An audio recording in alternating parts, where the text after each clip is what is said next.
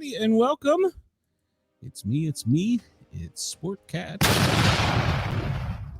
The boss jock has entered the building. You are listening to the Sportcat Show. That's right, ladies and gentlemen, boys and girls, children of all ages. You have the one, the only Sportcat. I am here with you for the next 2 hours. Almost sit on the thin line rock station. No. I'm on Radio X, and I am in Dare Talk Media. I'm on the Yergs Network. Viva la Sportcat. Sportcat Uberales. Viva la Sportcat. Yeah. Go Sportcat. Fans everywhere love the Sportcat. Well, they can't help it. That was sent to me on speakpipe.com/Sportcat by an anonymous listener. So thank you. Oh, that's great. Wendell, hello. Chris, hello. How are you? Everybody come over, join the chat. Please remember when you're here to hit that subscribe button, the thumbs up button, and that little bell so that you know when we're going live. So when we came on the air, we had some breaking news. We'll get to that in just a second. First off, it is 1:07 Eastern Standard Time. And we want to wish a good morning to Denver, Los Angeles, Anchorage, Honolulu, Toronto. It's an evening there. Good morning to London, to Perth, into Sydney. So welcome. And Chris says, after not being able to interact yesterday, I have to really make sure people like and subscribe over here to get the full experience. Yes, you do. I actually lost a subscriber yesterday. I don't know. I must have done something wrong. But shocker. I'm always doing something wrong. I am not the, what's the saying? I'm not the most politically correct person. So, all right, well, here we go. We're going to start off, as we always do, with a little history lesson. So today is August 6th. In 1497, Italian explorer John Cabot returns to Bristol from North America, Newfoundland. Good Lord. Becoming the first European to do so since the Vikings.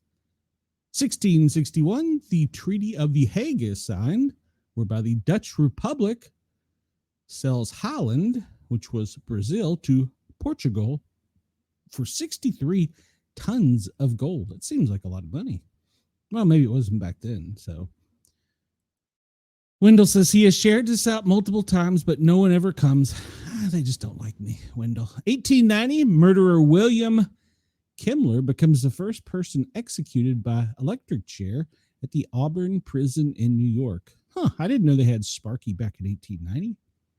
1945, an atomic bomb is dropped on the Japanese city of Hiroshima by U.S. B-29 superfortress, the Enola Gay. 1965, U.S. President Lyndon B. Johnson signs the Voting Act prohibiting voting discrimination against minorities. 1991, Tim Berners-Lee releases files describing his idea for the World Wide Web and debuts www as a publicly available service on the intranet. 1991, wow, that seems like yesterday. Wow, it seems like the 80s. 1926, Don Juan, starring John Barrymore, is released by Warner Brothers, the first feature-length film to utilize the Vitaphone sound on disc system with a synchronized musical score and sound effects. 1996, the American punk rock band, the Ramones, performs for the last time at the Palace in Hollywood, California. And in 1948, Dutch super athlete Fanny Blankers Cohen wins the 200 meter in 24.4 seconds at the London Olympics, becoming the first woman to claim 3 individual track and field gold medals at a game, having already won the 180 meter hurdles. Congratulations to her. It was just yesterday. Let's see here. We'll check on this site and see. There's a picture of old Sparky.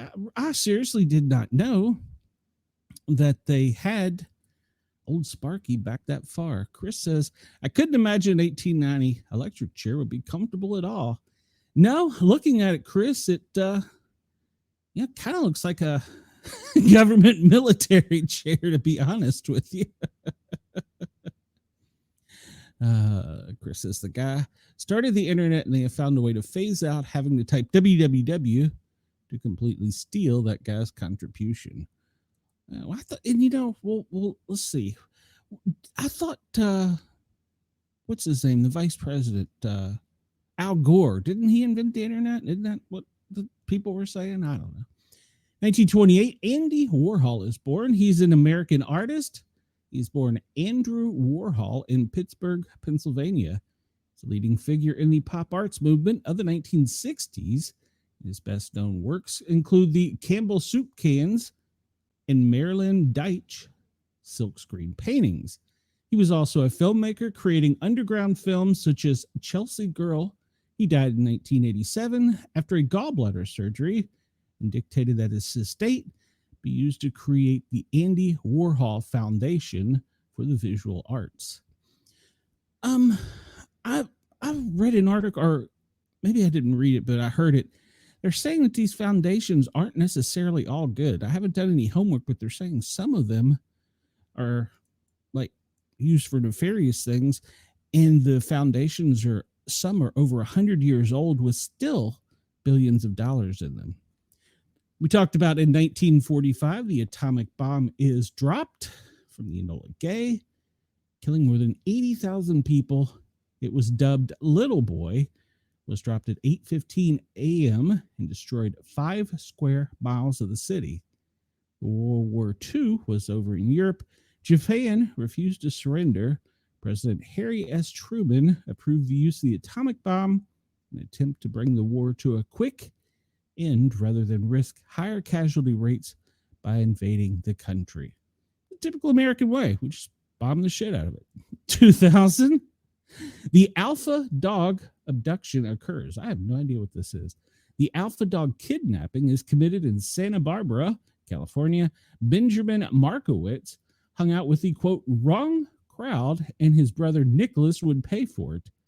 Local gang leader Jesse James Hollywood worked with Benjamin to sell drugs in the area. After Benjamin backed out, Hollywood wanted revenge. Hollywood, along with other gang members, kidnapped Nicholas as he walked down the street. For the next few days, Nicholas was moved from house to house, playing video games with his captors, smoking and drinking with them. Fearing a kidnapping charge, Hollywood tried to hire someone to kill Nicholas. On August 9th, a hitman shot Nicholas 9 times, killing him. Wow, they don't sound like good people. 2004, Centonia, yeah, I guess that's right. A 16-year-old victim of child sex trafficking shoots and kills 43-year-old Johnny Allen, who she claimed offered her $150 to have sex with him. After meeting Allen in the parking lot at the Sonic drive-thru, she returned with him to his house. They never engaged in sexual intercourse, but Brown shot him in the back of the head, stole his money and 2 guns, and fled in his truck. She was sentenced to life in prison for first-degree murder in November of 2004, but Governor Bill Haslam, which is Tennessee governor, commuted her sentence to 15 years, and she was released in 2019. Huh, okay. I hadn't heard that one. So, all right, let's see. We'll move ahead to what is today. There's a national day for everything. Chris says, calling it little boy was disrespectful to people you just vaporized. It's like telling them, could have been worse. I guess it's true. Could have had big boy. What was the name of the next one they dropped? It wasn't little boy. It was it big boy? They had a separate name for it. So I guess in the next few days we'll find out the name of it. All right. Today is National Social Engineering Day, National Fresh Breath Day, National Root Beer Float Day. I don't like root beer floats. And it's National Wiggle Your Toes Day. Okay, I've never heard of Wiggle Your Toes Day. And Wendell, is that something you do? Is you celebrate Wiggle Your Toes Day?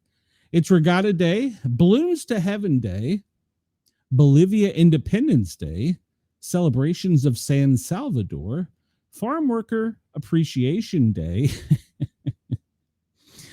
And I understand that our president may have had a bad quote on that. Fiesta de San Salvador, Fiesta Patronalis holiday, it's Hiroshima Day. It was probably a good idea to remember them after we just bombed them all. Jamaican Independence Day, National Fresh Breath Day, National Psychiatric Technician Appreciation Day. What does a psychiatric technician do? They tell you you're going to be all right. The doctor will be here in a minute. And it's Sailor Moon Day. And I must admit, I have no idea who the hell Sailor Moon is. And I really don't care. So is that wrong? Is that wrong? Did I offend somebody? I hope not, but okay. All right. So as we were coming, hold on, let me make sure I didn't push the wrong stupid button here. As we were coming live, this was breaking. 5 soldiers shot at Fort Stewart in Georgia. The shooter is in custody. Gunfire erupted at the Army base on Wednesday morning, prompting the base commander to lock down facilities in the wake of an active shooter incident. All right, so said in the statement that 5 soldiers were shot. They were treated on scene and transported to a hospital for further treatment. The shooter was apprehended, and there is no longer an active threat to the community, according to Fort Stewart leaders. Most of the lockdown has been lifted, and the Army base is 40 miles southwest of Savannah. So, all right, well, I'm sure there'll be lots of news on that over the next couple hours. Senator Warnock is heartbroken and monitoring the situation. From where? From your mansion? What are you going to turn? You turned on the TV like the rest of us. Shut up. Good Lord. Politicians annoy me. All right. The Walking Dead actor Kelly Mack has passed away at age 33. She had a 7-month battle with cancer. She was known as The Walking Dead and Rescue 911. She battled glioma of the central nervous system, which is a cancerous tumor, her family said in an Instagram post on Tuesday. Sharing a photo of Kelly, her sister wrote, "It is with incredible sadness that we are announcing the passing of our dear Kelly. Such a bright, fervent light has transitioned to the beyond, where we all eventually must go." Kelly passed peacefully on Saturday evening with her loving mother, Kristen, and steadfast Aunt Karen present. Kelly has already come to many of the loved ones in the form of various butterflies. She will be missed by so many to depths that words cannot describe. Kelly's Caring Bridge link in her bio includes the 2-page formal announcement with information on her upcoming life celebration in Ohio, August 16th. She would want you all to know how much she loves you, the post concluded, and as her sister, I want you all to know how brave and tough SOB she was, especially when she decided to make the leap to be reunited with God. I'm so effing proud of her. All right. Kelly shared her cancer diagnosis with her social media followers on January 3rd, where she revealed that she had suffered persistent lower back pain for a month since September. A few weeks later, I had a neuropathic itching in my right quad, and then shooting pains in my legs and back began, which resulted in me having to sleep in a recliner for a month because lying down was too painful. On Thanksgiving Eve, I had emergency MRIs done at the hospital, which revealed an abnormal mass in my spinal cord. Fast forward to now, I have been diagnosed with diffuse midline glioma, an extremely rare type of astrocytoma cancer. Due to the biopsy surgery on my spinal cord, I have lost the use of my right leg and most of the use of my left leg, so I now get around with a walker and a wheelchair. I'm determined and know that this will eventually be a short chapter in my long book, she poignantly added at the time. The positivity, love, and prayers that are being sent my way already is overwhelming, and I feel it all. Thank you so much. Kelly was best known for playing Addie in season 9 of The Walking Dead and starring in 5 episodes between 2018 and 2019. Director Michael Satrizim, I probably pronounced that wrong, was among those to pay tribute to Kelly under the Instagram posting, writing, "I was lucky enough to create with Kelly on The Walking Dead, a bright light on every level. All my love to those who love her." And several Walking Dead actors also commented. Michael Lopez, "My deepest condolences. Kelly was such a sweet and happy soul, and I'm happy to have met her. She fought so hard, sending her and your family lots of light and love. Rest easy."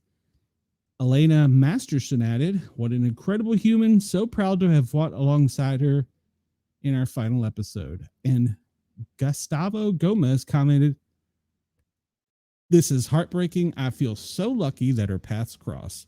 Your bright light will always shine on." She also played Penelope Jacobs in Chicago Med and appeared in 911.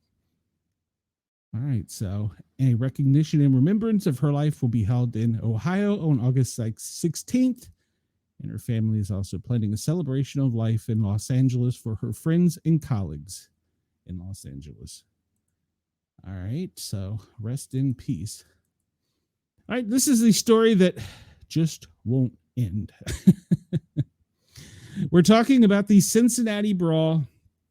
They have finally arrested a 6th person, according to Local 12. Aisha Devon, she's 25. She is charged with felonious assault and aggravated riot. The fugitive apprehension unit took her into custody just before 9 a.m. on Wednesday. Of course, we know the brawl received national attention and provoked safety concerns, racial divide, and political debate. It started with a video of the viral fight on social media showing a white man being punched with multiple black people and falling to the ground, where he is then repeatedly kicked. A woman could also be seen in the video being punched and knocked to the ground. In court, the assistant prosecutor said the white man threw the first punch. Police chief said she will probably release additional footage from the attack, including street surveillance and a body cam. She will probably release. Why are we going to probably release it? It's the public's right to know. There should be no probably. So I don't understand why it's a probably. Hello, Brenda. We've missed you. Where the heck have you been? Welcome. All right, well, continuing on this, Charlie Sheen, well, he's an actor that is sometimes kind of, controversial, but he has donated to the fundraiser for the Ohio woman who was beaten by the mob in Cincinnati and praised Republican Senator Bernie Morano and podcaster Benny Johnson for setting it up. The Republican U.S. Senator from Ohio and the controversial influencer Benny Johnson started a Give, Send, Go donation page for the woman, going only by the name of Holly in public. The fundraiser features a pledge that all the money raised will go for her and her medical costs and recovery. The campaign has raised more than $480,000 thus far. One of those to donate was Major League star Charlie Sheen. In his donation message, he noted that his parents are both from Ohio and that his Ohio connections run deep. He also replied to the post by Benny Johnson and wrote, "Benny, I was merely following your gracious lead. The speed at which you and Senator Morano hatched the donation plan was stunning and compassionate, and as patriotic as it gets, you both remind all of us, in America, we remain proud to call home. Keep up the great work, and Holly, we have your 6." All right. Well, so Holly herself spoke out to talk of her experience and her recovery and noted that the beating induced serious brain trauma. There's a shocker. I want to say that Thank you to everyone for all the love and support. It's definitely what's keeping me going. And you have just brought back my faith in humanity, she added. It's been a very, very hard, and I'm still recovering. I still have a very bad brain trauma. All right. You can see the photos of her. I'm sure that, we reported on another episode that she has had threats on her life for coming out in public. Well, the Cincinnati mayor, he held a press conference on August 1st. And, that was 6 days after the violent mob assaulted downtown that left multiple people injured, to address growing concern. Flanking him were several activists and officials whose past comments and affiliation have drawn public backlash amid heightened scrutiny of the city's response. The press conference followed a national outcry over viral footage of the assault, which we said described a man and a woman being beat. Among those present was Iris Rowley, a consultant to the city, manager for collaborative agreement and member of the Cincinnati Black United Front. Rowley recently drew backlash for comments made during her Facebook podcast in which she stated, quote, "He deserved it, all of it." In a later statement, she said the remarks was taken out of context and referred to a fellow podcast guest, not a victim of the assault. She also posted that she now considered herself a, quote, target. She had previously made controversial statements on social media, including calling white Americans, this is her words, not mine, the biggest terror threat in the United States. In a 2015 tweet, and expressing strong opposition to President Donald Trump. She is the host of a podcast called Woke Wednesdays, where she has interviewed guests including Representative Jasmine Crockett, Representative Greg Landsman, and the police chief of Cincinnati. In addition to her prior comments, she also questioned the Cincinnati Police Department's $152 million budget at a separate media event. They don't need all of that money. For what? For what? She asked. I've seen the numbers go down. We hear the mayor saying crime is down. We hear the chief saying it. So what's the money for and why is it there? Maybe this is why. The chief, who previously served as interim chief, now leads the department, addressed the press, and criticized both social media, me, and media coverage of the incident. She stated that the viral clips presented, quote, one version of events and lacked full context, saying social media posts and your coverage of them distort the context of what actually happened, and that makes our job more difficult.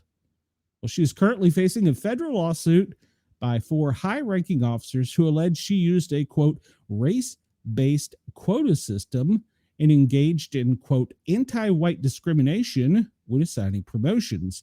The suit claims that the police chief awarded preferred assignments to 79% of the minority lieutenants and 89% of the female lieutenants in 2023, compared to 44% of white male lieutenants. This is the one that gets me. Also speaking at the press conference was Pastor Damon Lynch III. Why is a pastor there?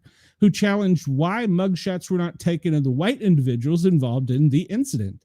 He remarked, this is racial because it's unequal justice, and argued that one of the white victims should have been arrested because, quote, he didn't walk away. Just let that settle in. Lynch attended an August 4th counter-protest against Ohio gubernatorial candidate Vivek Ramaswamy, referring to the Republican candidate as, quote, baby Trump. In response to the violent brawl, Ramaswamy told Breitbart News he spoke directly with the victim, Holly, and called the assault unconscionable, vowing that as governor, he would restore public safety and end soft on crime policies. In April, the Reverend preacher publicly supported DEI initiatives and claimed that the country is mainly controlled by white people. This is sure helping calm the racial tensions in the city by having this preacher, I can tell. The handling of the incident has drawn calls for resignation from Republican leaders, including Senator Bernie Moreno, who helped launch a fundraiser for Holly's recovery alongside conservative Commentator Benny Johnson, actor Charlie Sheen were among the contributors, describing the donation effort as stunning and compassionate, as unpatriotic as it gets. We've learned that it's raised over $480,000. But widespread condemnation has also extended to other local officials. The Cincinnati councilwoman, Victoria Parks, well, she's under fire for writing, quote, "They begged for that beatdown" in response to the video incident.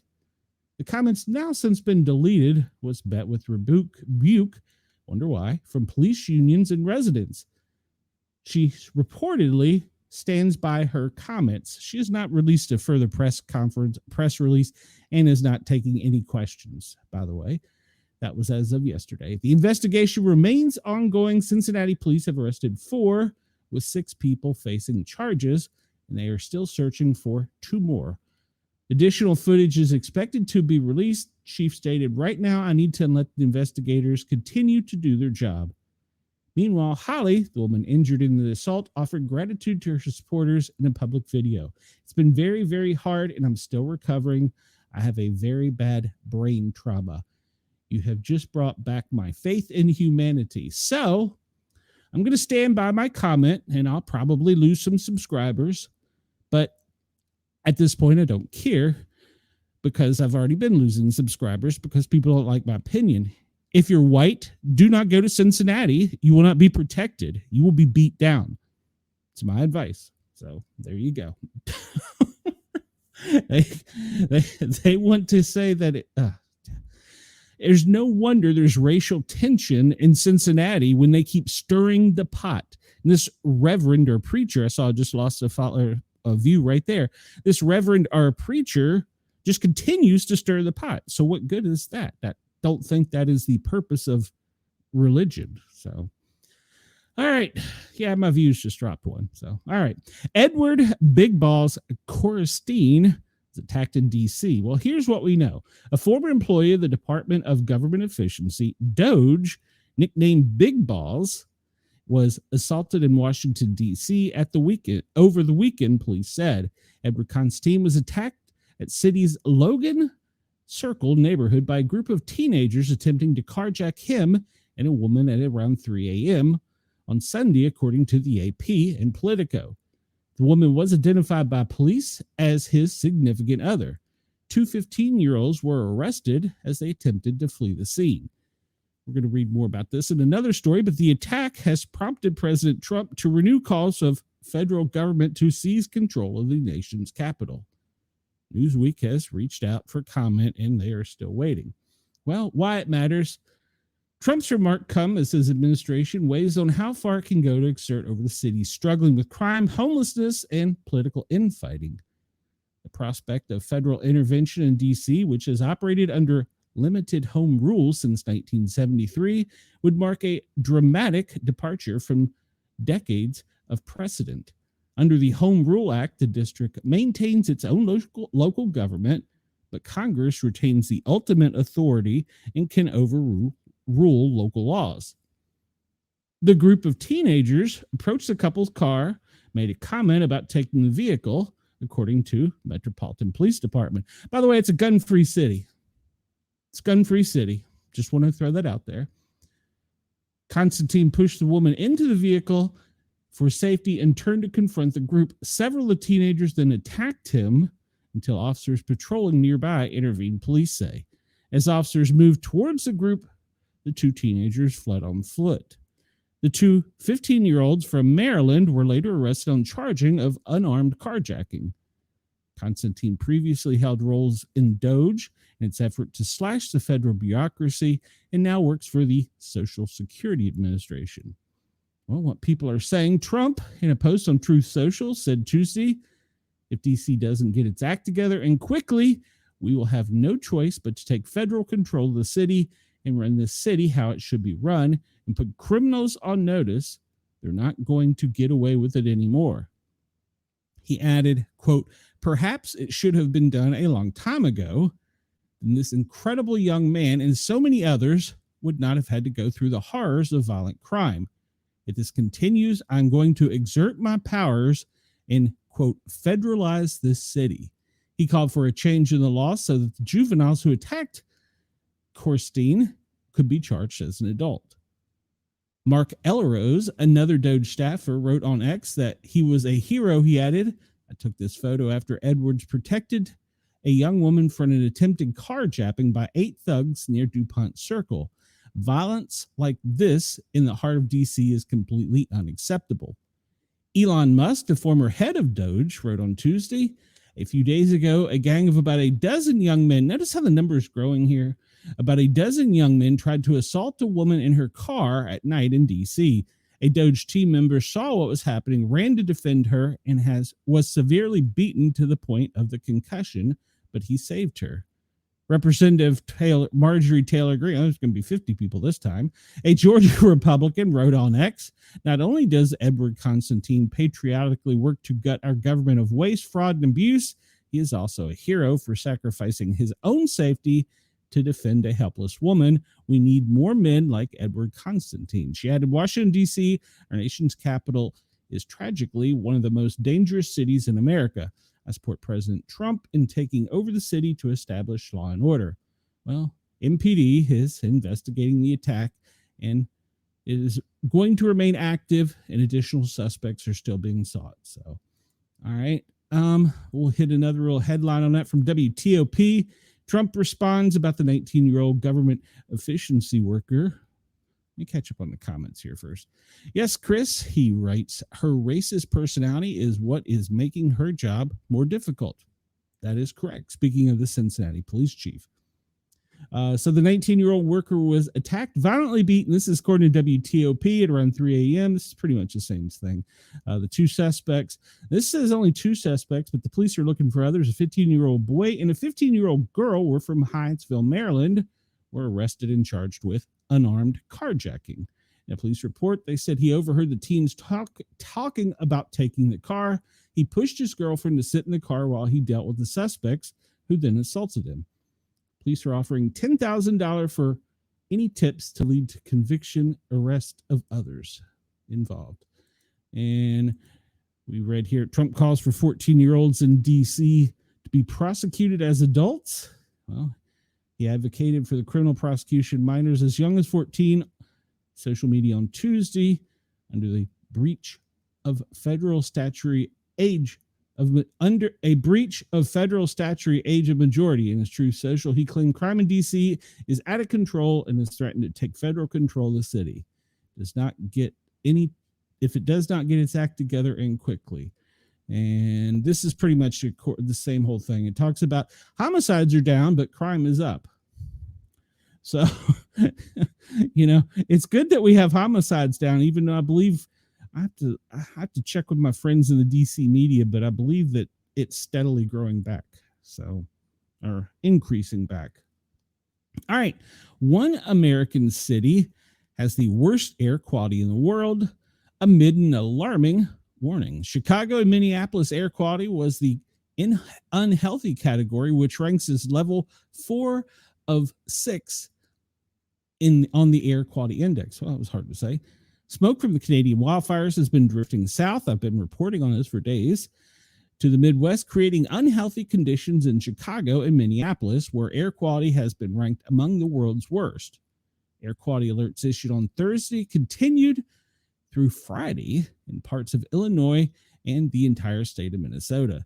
Chicago and Minneapolis's air quality was the unhealthy category, which ranks 4 of 6, and air quality was ranked the worst in the world in Chicago, according to the website IQ Air. By Friday, Chicago was ranked 2nd, while Minneapolis was 3rd.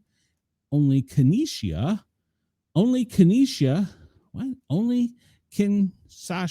in the Democratic Republic of Congo has worse air quality levels. Okay, I'm going to read that again now that it makes sense. Only Kinshasa in the Democratic Republic of Congo has worst air quality levels. The National Weather Service urged people with respiratory concerns to limit time outdoors. Conditions are expected to improve over the weekend. They're sharing images, which it's not loading here for some reason. The Illinois Environmental Protection Agency and the Illinois Department of Public Health has warned residents, keep cool, limit physical activities, particulate matters can make serious health problems, including asthma, heart problems, strokes, and early death, the agency said in a press release. The most at risk people are those with respiratory or pulmonary disorders and children and adults who are active outdoors. They urge residents, particularly those that are harder lung, to keep windows and doors closed and basically stay inside. And like I said yesterday, wear a mask, an N95 or N100 while outdoors. In Canada, wildfires have burned millions of acres. Air quality alerts were issued for several parts of the country, including Manitoba, Ontario, and Saskatchewan. It comes after Donald Trump acts more than a dozen pollution rules and rapid fire deregulation. Okay, so why is that relevant? First off, fires are in Canada, out of our control, and obviously Canada would put the wildfires out if they could. So I'm not sure why it is significant that we reference Donald Trump changing pollution rules. I don't understand why that would have anything to do when the pollution that they're facing is not from anything caused by the reduction of staffing at the EPA or rolling back of policy.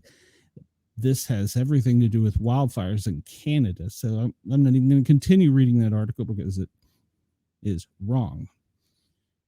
Okay, so we go from some of my viewers in Illinois in the Midwest to some of my viewers in the New York City or the Northeast.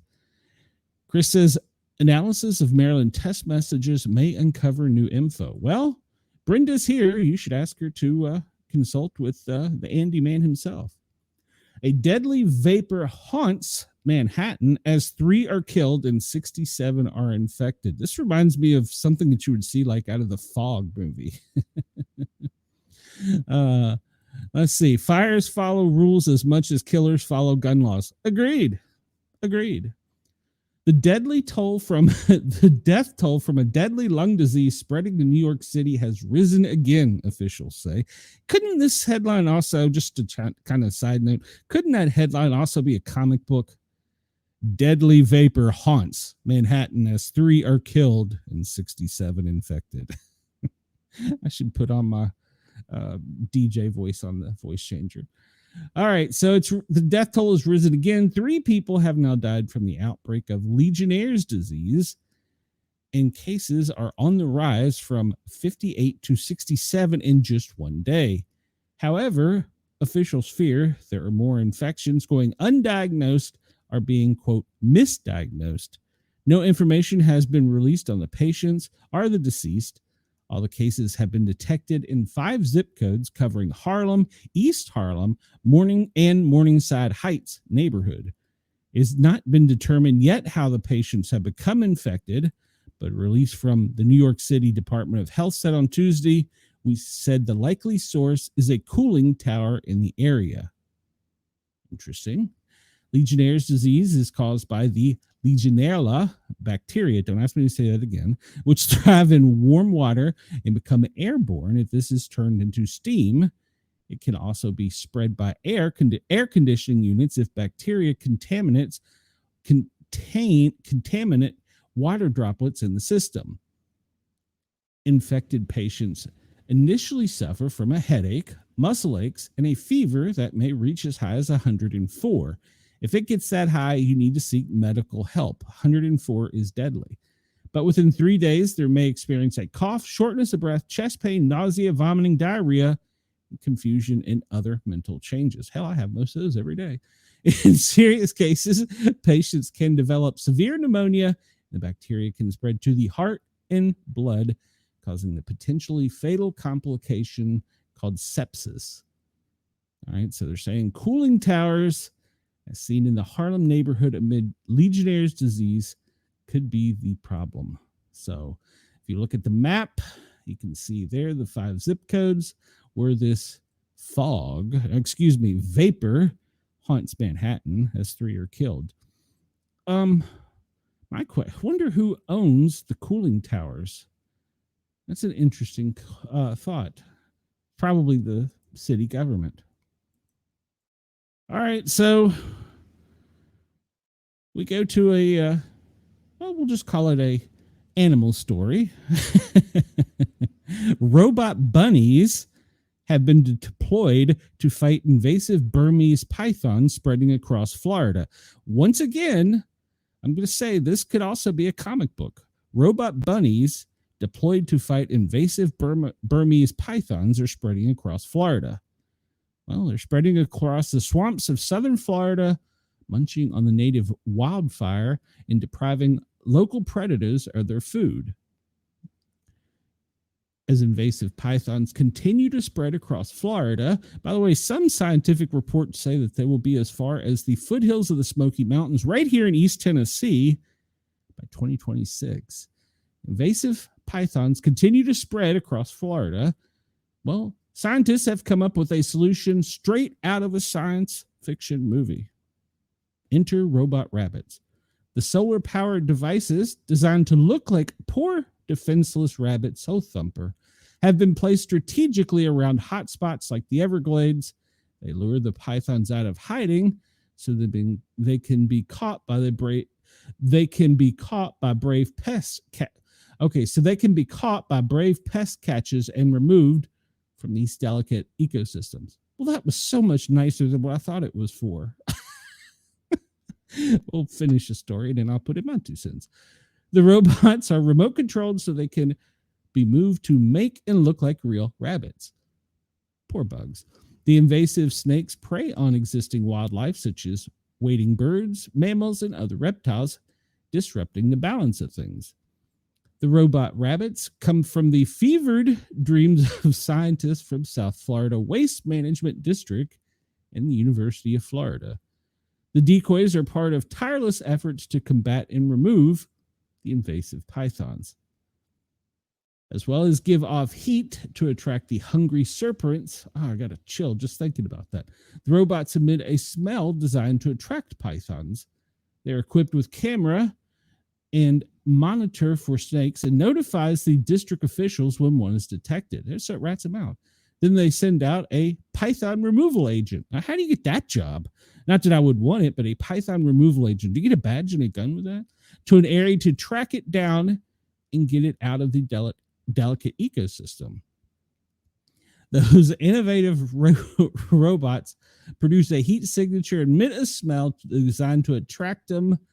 They have cameras that monitor for the snakes, and then they dispatch the snake removal team. According to the South Florida Management District, invasive pythons are one of the most destructive and harmful species in the American Everglades. Their aggressive predation on native wildlife robs panthers, raptors, bobcats, and other native predators of their primary food source. They're the authorities are trying their hardest to get rid of the Burmese pythons. But they must be humanely killed outside at time of capture, and live transport of pythons is not allowed. They can be hunted and killed on private land with owner's permission and on commission management land with a permit or hunting license. You have a hunting license to hunt snake? Ugh. All right, so I thought, it's just a thought, I thought that the rabbit would turn as the snake approached it and would have automatic 22 bullets that could be fired. Or that maybe the snake would try and wrap around it and it would blow up. I was hoping for something so much more dramatic than it calling for somebody with a badge and gun. A rare illegal pet kangaroo has been ordered to be removed from San Antonio city limits. More than 160. Brenda, do you have a pet kangaroo? More than 160 citations for illegal exotic animals have been issued in more than 2 years, according to Animal Care Services. A rare illegal pet kangaroo was ordered to be removed from the San Antonio city limits after it caused, quote, multiple injuries to the owner's son, according to the Animal Care Services. The 11-year-old boy suffered at least one bite to his back on June 29th at his home on the far northwest side. The owner, Carlos Cavazos, I don't know. He told KSAT his son was going to feed Bobby, the kangaroo, And as he set the bowl down, the animal reached to give him a hug, and it scratched him. The kangaroo nails got caught in his shirt. When he moved, they both got startled, and he just got caught. It didn't bleed, it was just red. As a precaution, the boy's mother took him to a doctor. It's probably a pretty good idea. I can imagine if they called an ambulance and hearing the response on that. So, who reported the incident to the animal care services? Any scratch or break in the skin is classified as a bite under Texas law. Kangaroos are among the many exotic animals banned within San Antonio. Excuse me. Others include monkeys and non-human primates. Non-human primate.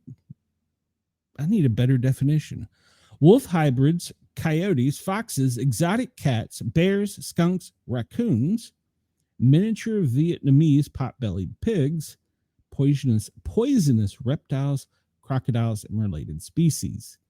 You can pretty much guarantee that any animal that you're going to see at the zoo is going to be a, quote, prohibited species, Animal Care Special Agent Manager Bethany Snowden said. Most of those are going to be illegal in San Antonio. The agency told KSAT News it has issued 161 citations for illegal exotic animals in San Antonio in the last 2 years.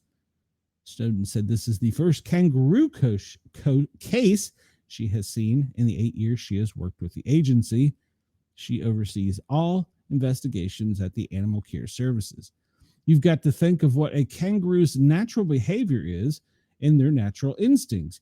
Yet here this animal is residing in a home where he's not able to exhibit any of the natural behaviors that they would, she said. The marsupial is not yet full size and still has a lot of growing to do, according to the ACS. Red kangaroos are native to Australia and can grow to nearly 6 feet tall, 200 pounds. In the wild, they can live more than a decade. They're not always docile, she said. Any animal, once it reaches sexual maturity, that behavior is going to completely change. After the incident, the male red kangaroo was placed in a 30-day quarantine at the San Antonio Zoo. It's in puppy prison.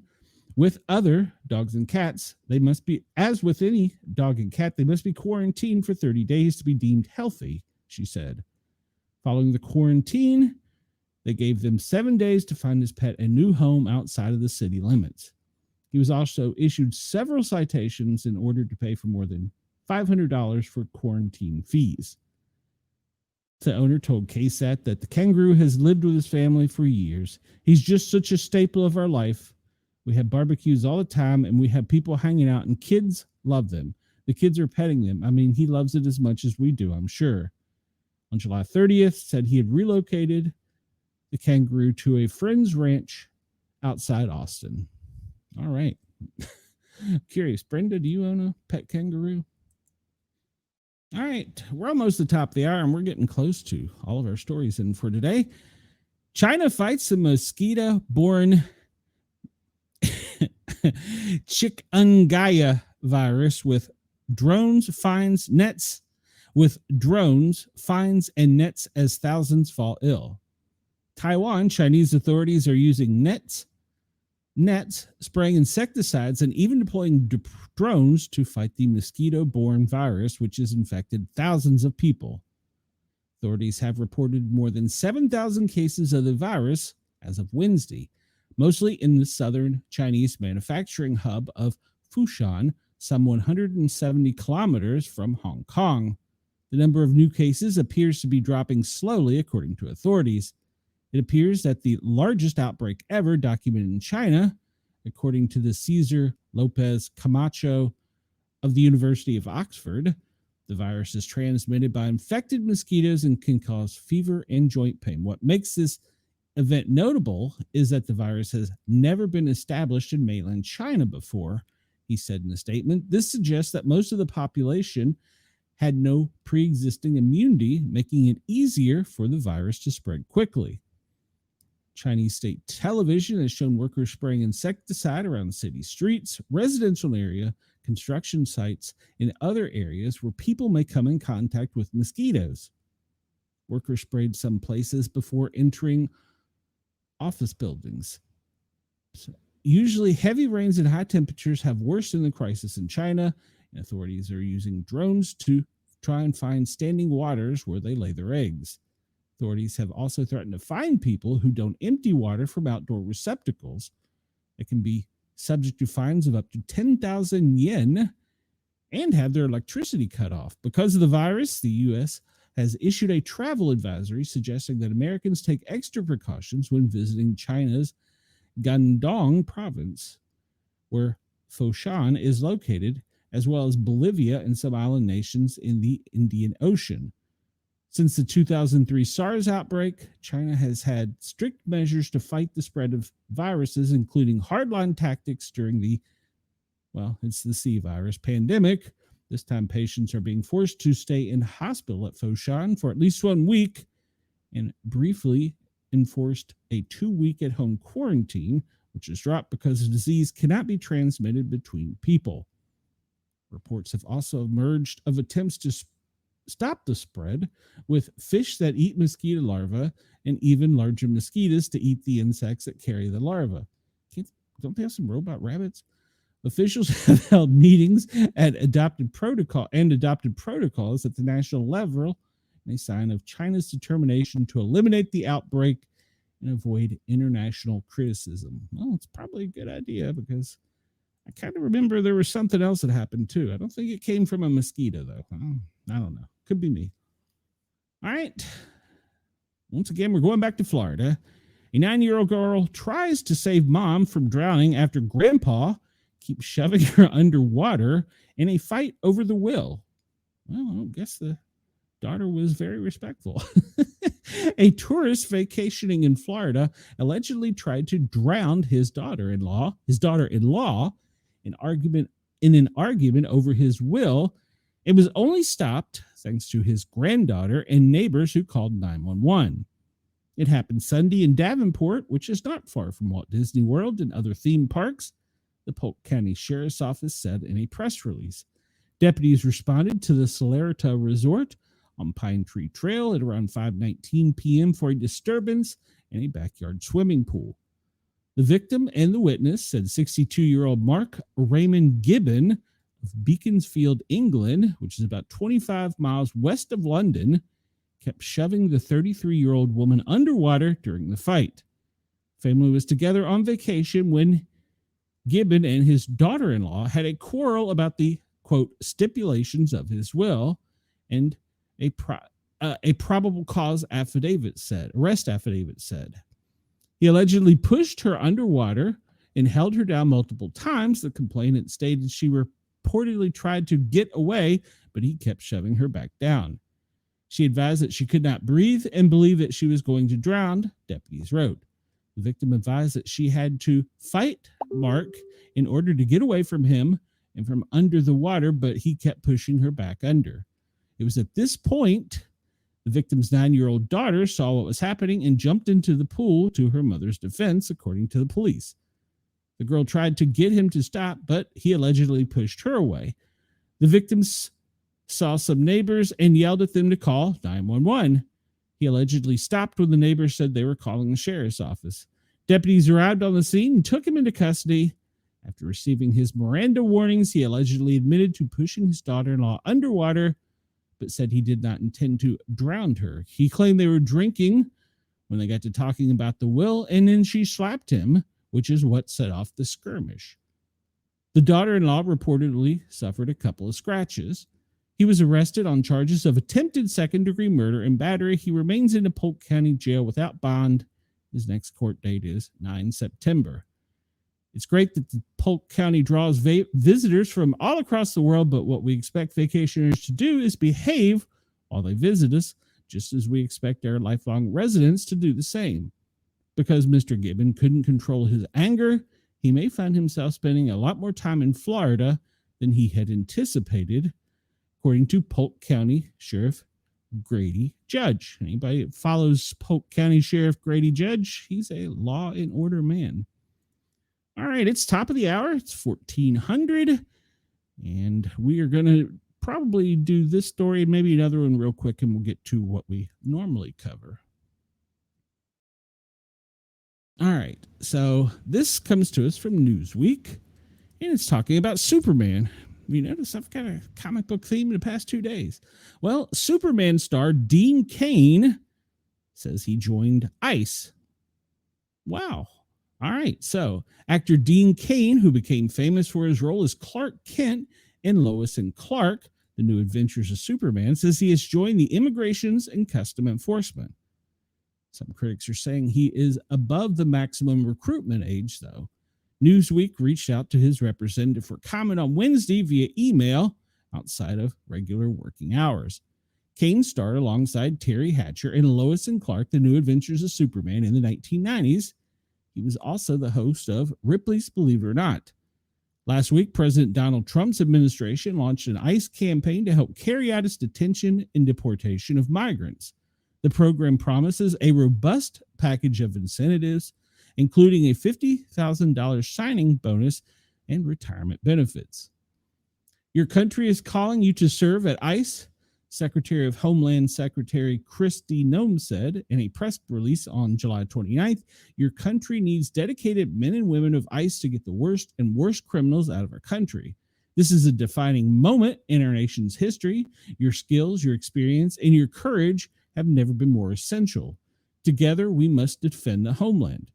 Well, on Tuesday, Cain said on X and Instagram that he joined ICE and encouraged his followers to do the same.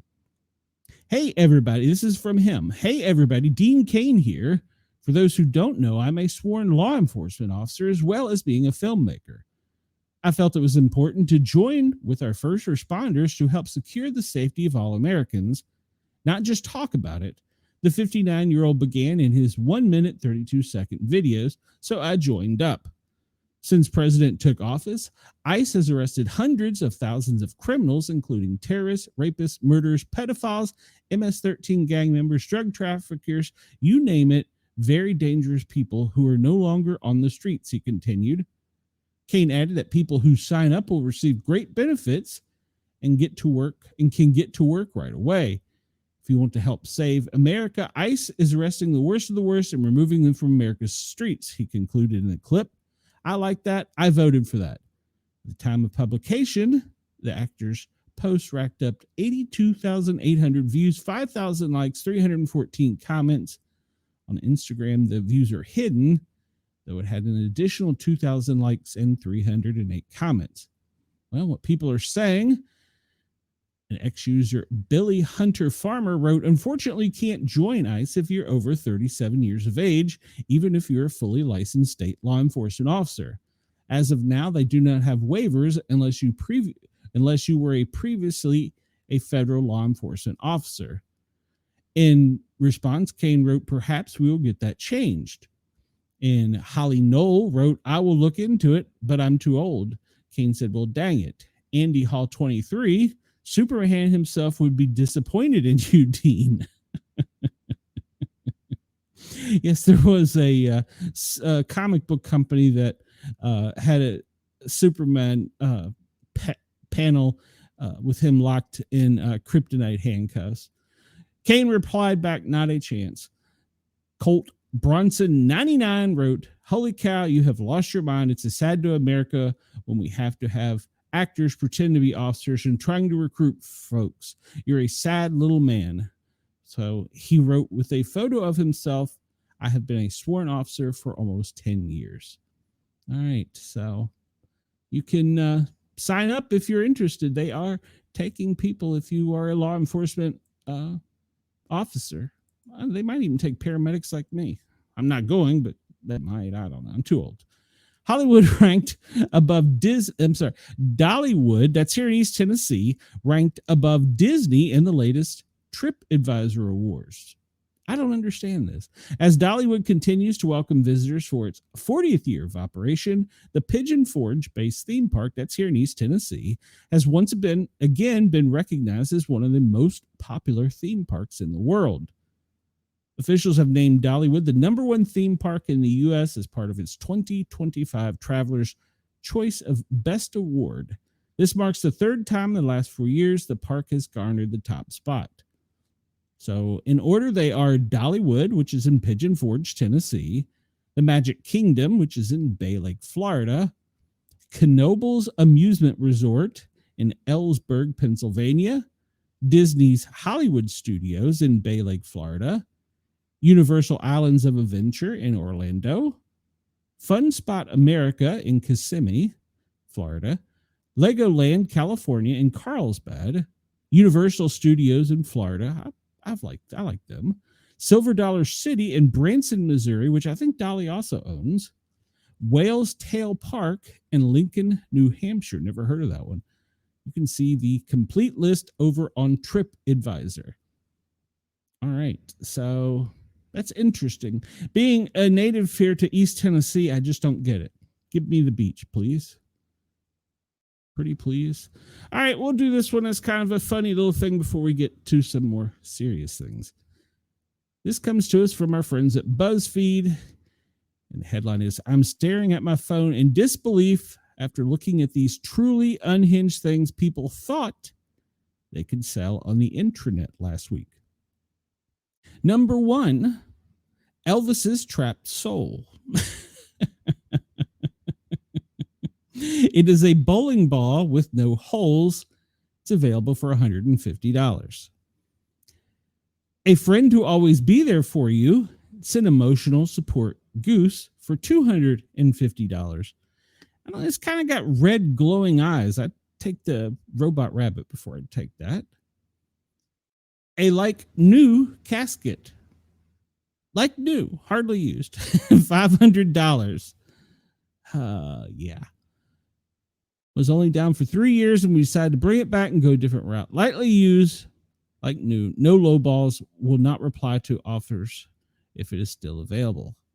The star of Discovery Channel's Man vs. Wild, the Bear Grill, for $123,456.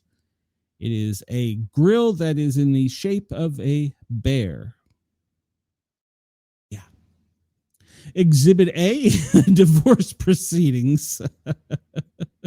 Stupid spin bike my wife bought, $250. Exhibit A. Oh, a pre-seasoned grill. Well, it's listed in the Roanoke, Virginia yard sale page. Only used like 3 times. And it's a Blackstone grill that, good Lord, if the legs don't have rest keeping it standing, nothing does. It's for $200 in Roanoke, Virginia. The deal of a lifetime. For $10, I will come and make you and your family beanie weenies for just $10. All right.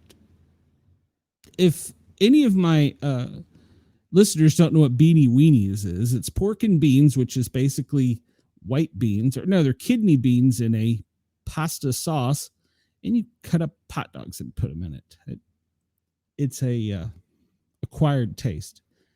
A sign when you're not ready to commit. A weak-ass stop sign just listed for $15 is a construction hand sign that reads slow in orange and black.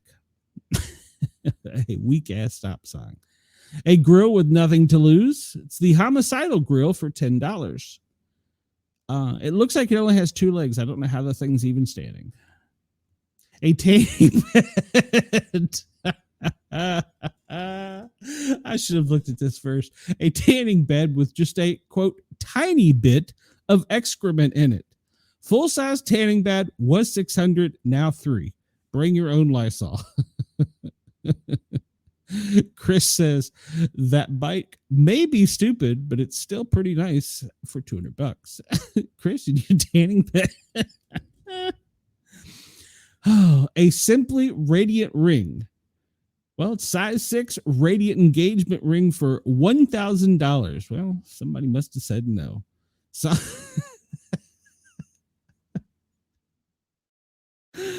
oh, God. Oh, this is wrong. Something for the ladies. It's a homemade, sexy Kermit statue that apparently, well, they had to blur out his private parts. You can get that for just $75. A powerful, powerful sign. handmade no smoking sign for $5.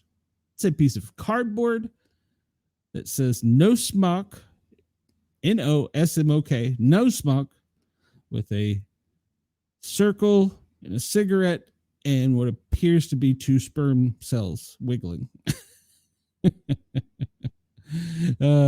Chris writes, tiny bit in that picture don't match up. Agreed. Meatball's happy place. Well, Meatball must be the cat, and it's his favorite couch for $50.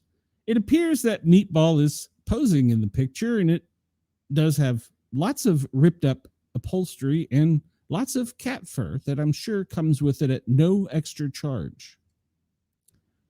Oh, this is a deal. The Lobster Mobile. Well, it's a 2009 Volkswagen Beetle 1.8 TSE hatchback two-door. Well, it's for $4,500, and somebody must have bought it because there's a lobster statue, I guess, decoration affixed to the vehicle. And it says, all you can eat lobster, Boston Lobster Feast, Orlando and Kissimmee. So that was in Florida. The Devil's Linens. Okay. It's a $5 Satan pillowcase. Satan. I did not pronounce that wrong. The Jester's Throne. It's a rare Jester's chair for €60. Okay. That's basically a chair with two jester feet put on it. And yeah, that's just scary. The Remnants of Ancient Civilization artifact for $2,200. It's a rock that has been carved to look like a smiley face. Oh, this is creepy. Your new best friend, a life-size crochet doll, complete with red hair and eyebrows. Not sure if the carpet matches the drapes or the drapes match the carpet, whatever that saying is. And simply the most terrifying thing I have ever seen. It's a very unusual mirror. And it appears that it is a mirror that has several bull horns put into it in a leather frame-ish. I don't know. That's weird. The perfect gift for any child. Well, it's a large wasp nest, and they're selling it for only $150. It's a paper wasp nest. Chris says, I would drive around a lobster car really late at night just to freak out drunk drivers. I wonder if you could use it as an Uber. Oh, a jug containing the spirit of a malevolent entity. It's the ugly face jug for $70. And it appears to be a Tibetan shrunken head with a cork that is a smaller shrunken head as its stopper. Only $70. Just a stolen cart from the Matsu Valley buy sell. Appears to be in good condition. Works as it should. First come, first serve. I'm near Home Depot in Wasala. $50 for a double-decker shopping cart. Could be yours today for $50. I have a funny story about those. When I was a delinquent children, we decided that it would be a good idea to take them and put them in my friend's truck and drive off from Zayre's in Alexandria, Virginia. And we got to our houses and the parents were like, what the hell is that? And we were like, oh, you're supposed to be in bed. It's shopping carts. It's Zayre's shopping carts. And we had to take them back. We had to drive all the way back to Zayre's and put them back. I was afraid we'd get caught going back to Zayre's and not taking them more than I was. Oh, well. A bowl that might be under the weather. A bowl that might be under the weather. $10 a green bowl. It's just a green bowl that is very ugly. The ultimate dad joke. It's a 38-foot boat for $38,000 in Newington, Connecticut. And it is a boat statue that looks like it could be a container, and it has 38 feet on the bottom of it. Yeah. And somewhere, somebody probably bought that. Okay, let's get to the serious stuff that we normally do every day here. All right, well, FEMA decided to get back to work, which we're kind of glad. So they came out with the FEMA National Watch Center Daily Operations Briefing as presented to the president at 8:30 a.m. This is for Tuesday, August 5th, 2025. National current ops in their monitoring. Well, there are new ongoing operations, no new declarations. The hazard warnings for today are severe thunderstorms in the northern plains, heavy rain, flash flooding in the southeast and mid-Atlantic, and critical fire weather in Utah and Colorado. Well, the tropics are starting to heat up a little bit.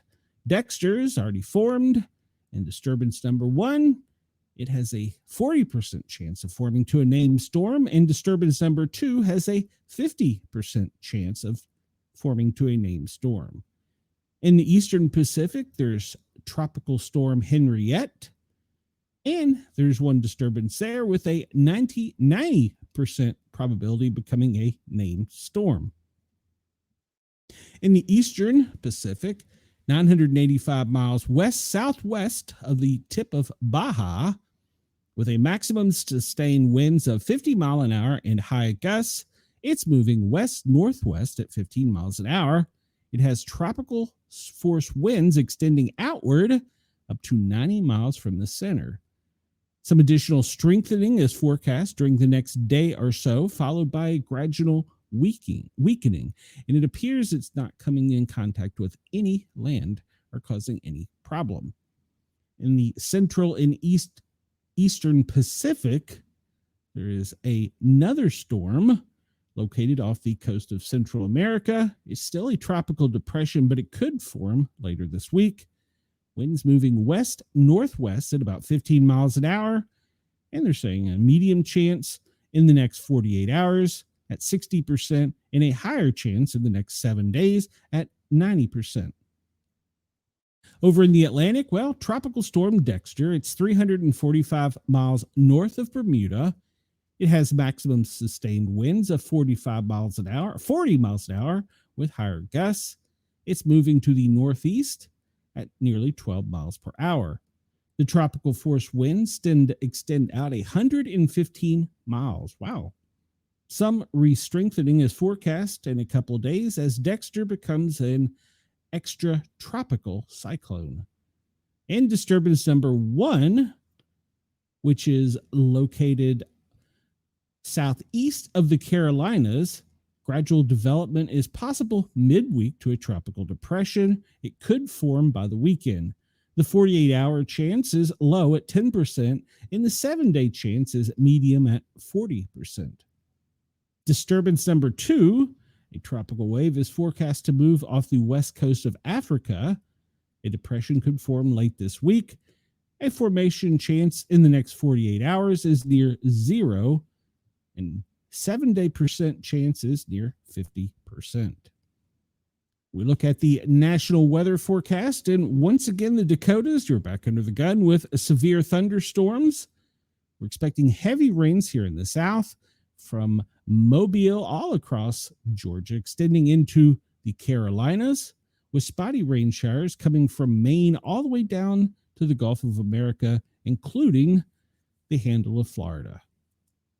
Utah and Colorado, well, most of Utah is under a critical fire weather watch, with Colorado also having the small portion in the upper left corner or upper southwestern, right? No, northwestern corner of Colorado. Wednesday, the fire weather is pretty much going to stay the same, and the chances for heavy or severe thunderstorms are out of the way, but most of the Great Atlantic, Mid-Atlantic, Central Atlantic, Central Ohio, Mid-Atlantic, Central Ohio Valley, all the way back to the Mississippi and down to the deep south, including Louisiana, Alabama, and Florida, can expect spotty showers. That low is coming from Canada. It's going to continue to push down, but it's meeting a wave coming from the west, and that's going to cause rain to form pretty much through the Midwest, extending back to the east. Look at the fire weather, and as we were discussing, it's pretty much critical for Utah, and it extends into Colorado, Arizona, all the way down to New Mexico, and that is going to continue for the next 2 days. The severe weather chance, as predicted for the Dakotas, is nearly 10%. The hazardous heat in the deep southeast in the deep south is expected to be, on the hazard scale, 8 out of 10. All right, 8 out of 11 on the hazard scale. Wonder why they go to 11. All right, or no, wait a minute, that's the damn day. What the hell's wrong with you, Glenn? That's the hazardous heat that's going through the 11th. Whoo! I can't read tiny print. All right, space weather, nothing really to report. Nothing really to report. There's some talk of a solar storm too coming up in the near future too. Wildfires, well, wow. They're burning.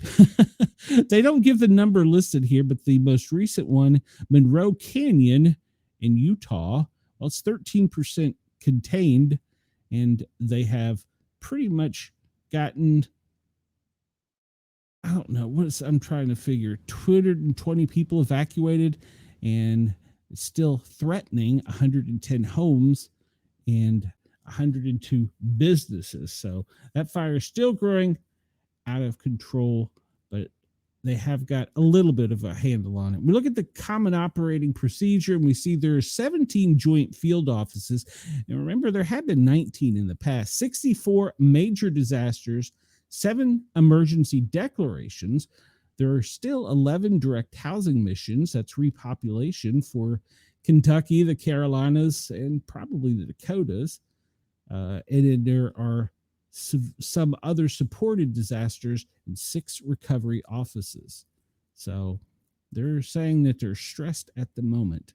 Severe storms and heavy rainfall for Vermont. They have assessed the damage there, and they will be issuing a declaration in the next 48 hours. And declaration requests from Connecticut, North Dakota, and New England for severe storms and straight line winds with tornadoes in the Dakotas, and then some other heavy winds. All right, so that is our daily FEMA update. It doesn't say why they were absent for so many days, but we're glad that they came back. All right, so we're going to look at the president's schedule. We'll go back and see if he did anything after we last spoke yesterday. Well, he went on a walk on the roof of the White House at 10:45 a.m. The president goes for a walk on the roof of the White House. I really hope there's some pictures from that. Yesterday at 10:45 a.m. At 11:30, there was the White House press office lunch, and they locked the White House down until afternoon. And then at 4 o'clock, the president signs executive orders in the South Court Auditorium. I want pictures of him walking on the roof. At 9 a.m., in-pool camera call time for today. And then at 4:30, the president is going to make an announcement from the Oval Office. That's in exactly 2 hours. The president of the United States will make an announcement from the Oval Office. No idea on what it could be. Let's jump over here and see if WRC out of Washington, D.C. has any clue as to what it could be, because they carry live updates on the president. All right. Texas Democrats evacuate Illinois hotel after bomb threat. Oh, okay. So this is a live update. Texas Democrats have evacuated an Illinois hotel after bomb threat. Trump doubles down on India tariffs. All right. So those are some of the headlines. Trump signed an executive order on Wednesday to place an additional 25% tariff on India for its purchases of Russian oil, bringing the combined tariffs imposed by the president on the country of India to 50%. Russian President Vladimir Putin held talks with President Donald Trump, Special Envoy Steve Witkoff in Moscow this morning in a last-ditch effort for a ceasefire deal ahead of Friday's deadline to halt fighting. Trump has threatened to take over D.C. We've talked about that, calling crime totally out of control after a DOJ employee was badly beaten. Democrats in America's 2 biggest blue states are hatching plans to respond in kind to mid-decade move by Texas to draw a friendlier House map for Republicans. I haven't really followed that. The Trump administration is considering publicly releasing the transcript of a Justice Department's critical two-day interview with Janine Maxwell last month, a source familiar with the matter has told WRC News, NBC News. 33 minutes ago, the president was briefed on the Fort Stewart shooting. White House Press Secretary Karen Leavitt said the president had been briefed. White House is monitoring the situation. 5 soldiers were shot on Wednesday before the shooter was arrested. The shooting is in the area of the 2nd Armored Brigade Combat Team, prompted a lockdown, but there is no longer a threat to the community. 56 minutes ago, U.S. still plans to hit Russia with secondary sanctions after Putin's meeting, the White House says. The Trump administration is planning to move forward with secondary sanctions on Russia on Friday, a White House official said today, after the U.S. Special Envoy Steve Witkoff met in Moscow with Vladimir Putin. The meeting with Russia and the Special Envoy went well, the official said about today's meeting. The Russians are eager to continue engaging with the United States. The secondary sanctions are still expected to be implemented on Friday. Trump said in a Truth Social post that Witkoff had a highly productive meeting with Putin. Great progress was made. Afterwards, I updated some of our European allies, and everyone agrees this war must come to a close, and we will work towards that in a few days and weeks to come. Secretary of State Mark Rubio was asked earlier today if the sanctions will still take effect later this week, and he said we'll have more to say about that later today. I'm assuming that's probably going to be the 4 o'clock presser. Ambassador Witkoff is on his way back now. He just got off the phone with the president, and he told reporters we still have some other discussions to go throughout the day. Hopefully there'll be some announcements here fairly soon. Maybe positive, maybe not. Homeland Security removes age limit for ICE recruiters. Hey, didn't we just talk about this?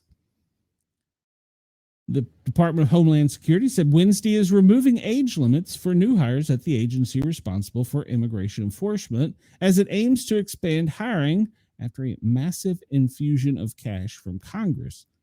The department said in a news release that it would waive age limits for new applicants so even more patriots will qualify to join ICE. The agency is responsible for finding, arresting, and detaining and removing people who are in the U.S. illegally. The agency is at the center of the Trump administration efforts to carry out President Trump's mass deportation agenda. Earlier this summer, Congress passed a spending bill that gave ICE money to hire more than 10,000 people. Currently, ICE applicants must be 21 with no older than 37 for criminal investigators, 40 for deportation officers. However, the restrictions do not apply for certain preference-eligible veterans currently serving or previously served in federal civilian law enforcement position. All right, Texas lawmakers in Illinois evacuated from their hotel after a threat. Democratic state legislators from Texas were evacuated from their suburban Chicago hotel Wednesday morning following a threat at the property, and a news conference set to feature Democratic Senator Dick Durbin was canceled. Durbin was to join Illinois Democrat voices who have rallied behind Texas Democrats who traveled to the state in an effort to block the passage of new Republican-drawn congressional map. Because the members are absent, the Texas State House does not have a quorum to move forward with legislation. The public announcement system inside the hotel issued an evacuation directive sound at 7:15 local this morning. Lawmakers and staff rushed outside, according to people inside. This morning, a threat was made against the safety of the members of the Texas House Democratic Caucus. 3 Texas State House Democrats said in a statement, "We are safe, we are secure, we are undeterred and unintimidated. We are grateful for Governor Pritzker's local and state law enforcement for their quick actions to ensure our safety." Aren't they just on vacation?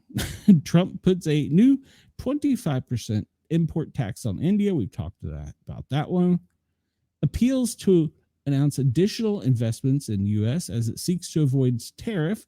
Apple will announce a $100 billion investment in the United States today at an event in the White House. So that may be the 4:30.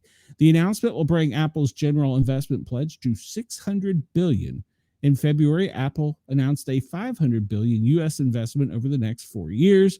It came on the heels of a $430 billion pledge in 2021. All right, so Apple has made a number of these announcements in recent years, but it's unclear exactly how many jobs are created and how much money is actually spent. Trump denies playing a role in the transfer of Ghislaine Maxwell. NBC News has learned that the Trump administration has considered publicly releasing the transcripts of the 2-day interview with the DOJ, according to an inside source.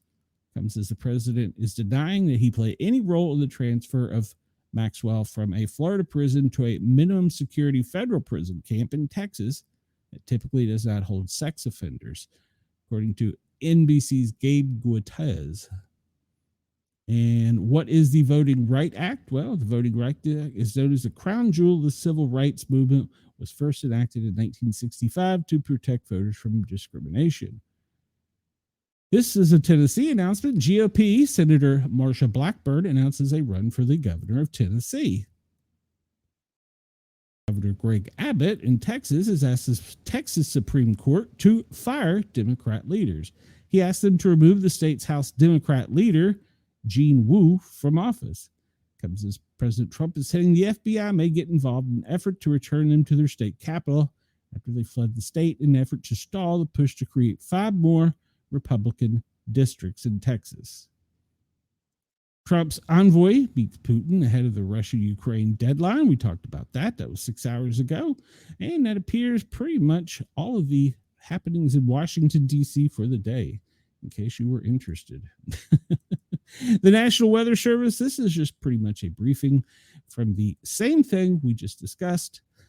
It does not show the Dakotas, though, is getting nearly hit as bad as they were saying they were going to, and the heavy rain and flash flooding more towards the coastline in the Carolinas and Georgia.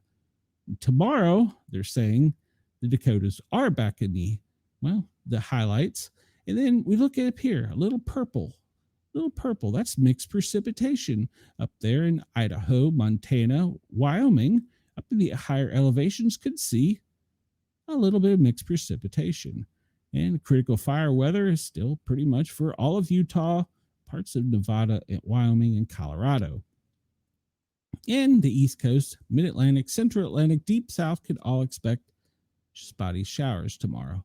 Day 3, well, still a little bit of snow up in the higher elevations. A severe threat for thunderstorms pretty much is going to divide the Dakotas, Minnesota, and Iowa, all the way down to Nebraska. And spotty showers in the south to the Chesapeake Bay region. Look now here. This is the tornado forecast for today. Any high winds? We see there's less than 2% in all of the areas, according to the National Weather Service. And the chance for high winds is probably 5% against South Dakota, extending over all the way over really to Illinois. And then the hail forecast is still, well, for pretty much the Dakotas, but it could extend over to the east as far as, what is that? Illinois. No, Wisconsin. And hail could be the size of golf balls, but there's a very slight chance, less than 3%. We'll take a look in a minute at some of the actual storms that are ongoing. All right, let's take a quick look at the radar here. In Australia first, we'll hit off with Brisbane. Well, you're going to have a high today of 72 and a low of 50, and it's going to be sunny and mild, characteristic of the subtropic winter, but you can continue with the dry spells, minimum rainfall, and the season is going to continue to be dry, high winds, clear skies. Up in down in Melbourne, well, high of 57, low of 41, mostly cloudy with a slight chance of drizzle, particularly along the coastal regions. Expecting cool temperatures to the Victoria winter climate. It's going to be influenced by the frontal system coming from the southern oceans. Down here, we'll show in a little bit with the winds and some moderate winds. Darwin, you can expect, what can you expect? A high of 88, a low of 68, warm and sunny, typical of Darwin's tropical dry season. Low humidity around 30% with clear skies and pleasant conditions. No rain is expected. Over in Perth, you can anticipate a high of 64, low of 46, partly cloudy, chance of light showers in the morning, and it's going to be pretty much your Mediterranean climate, wet winters today, but mostly dry with moderate winds continuing after that. All right. Did I forget anybody? Let's see. Sydney. Did I talk about Sydney? I don't think I talked about Sydney. Nope, I didn't. Sydney, 63 and 46. 63 is your high. 46 is your low. Partly cloudy with a chance of light showers in the morning. Well, it's kind of right now due to the remnant moisture from recent heavy rainfall, some persistent fog, reducing the visibility, but conditions should be clear by the afternoon. You can expect cool, breezy weather for the rest of the day. And Sydney, I do not see any rain currently on the radar. Let's see. We talked about Melbourne, Brisbane. Did I talk about Brisbane? I don't remember. I've gotten out of circle here. Yes, I did talk about Brisbane, Portland. See, Brisbane, in case I didn't, 72 and 50, sunny and mild. Perth, I forgot, 64 and 46. I skipped around. Adelaide, 59 and 43, mostly cloudy with a slight chance of rain. It's going to be cool, wet winters as usual, but significant rainfall is unlikely for today. Chilly mornings and mild afternoons. It's pretty much jacket weather in the morning and sweaters in the afternoon. All right, so Darwin's going to enjoy sunny, warm conditions due to the tropical dry season, while southern cities, Sydney, Melbourne, Adelaide, Hobart, Canberra experience cooler, cloudier weather with occasional showers, typical of winter. Brisbane and Perth fall in between those with milder temperatures. Recent heavy rainfall and fog in the east include Sydney, may linger in the morning, but should ease with no severe warnings are noted for today, according to the Bureau of Meteorology. All right, so let's skip over to the old US of A and look at the current radar. And we see right now Washington, D.C., well, all right, well, I didn't expect that. Washington, D.C., a little bit of rain in Washington, D.C. Well, all right, we're just going to show the rainfall for the moment. Washington, D.C., extending down through Richmond, Norfolk, along the Chesapeake Valley, back through Southwest Virginia, extending down to the Carolinas and the tip of East Tennessee. We've got some heavy rainfall going on currently. Tallahassee, you've got some heavy rainfall going on down there. Des Moines, well, you also have some heavy rainfall at the moment. We'll take a look at current temperatures in here in a second. And here is the satellite view of Australia. It looks to be pretty much cloudy, center continent extending over to the east, but the west is pretty cloud free. Going over to the United States. Whoa, there they are, hidden in all these clouds. Washington, here we go. Today you're 69 and 76, cloudy. Atlanta, well, Atlanta, you're going to be a high of 81, the low of 66. Dallas, a high of 95. 75 is your low. Salt Lake City, your low is 67 with a high of 94. Seattle, you'll be a chillier, rainy drizzle, 61 at 67. Extending down to San Francisco, sunny skies with a high of 71 and a low of 58. Los Angeles, sunny skies, a high of 90 and a low of 62. We can see here where they're predicting for Dexter to pretty much go off into the North Atlantic Ocean and do nothing. These back here off the Horn of Florida, this is the one small disturbance 1, and they predict something could occur from it, but there is a wave coming off of the little top western horn here of Africa that's going to extend to the south. We'll see later here in just a minute, actually. We'll see how the Sierra dust is stopped for the moment. All right, so we have flash flood warnings in North Carolina and Georgia, in a special weather statement in Florida. This is inland Broward County, and this is down in the southern area. National Weather Service meteorology's tracking a strong thunderstorm, and it's pretty much around 75 west of Sunrise, down in Miami, pretty much at the northeast. Some heavy gusty winds should knock down some trees and stuff, so they've issued a special weather statement. Maryland, well, there you go. It's test message again. Arkansas, heat advisory throughout the day, lasting pretty much the rest of the afternoon. We talked about the flash flood warnings. Florida has a flood warning now in Jackson and a special weather statement. Well, this is up in Massachusetts. Doppler radar has indicated a strong thunderstorm over North Adams, moving at 5 miles an hour. Gusty winds up to 40 and penny-sized hail. So if you're in the North Adams area, be on your toes. Be prepared for some severe weather. Let's see. South Dakota flood warning, small craft advisories. Well, that's pretty much from the eastern winds. Let's see. Flash flood warning in New York, heat advisories in Kansas. You can go to weatherwarn.com and check out the latest ones.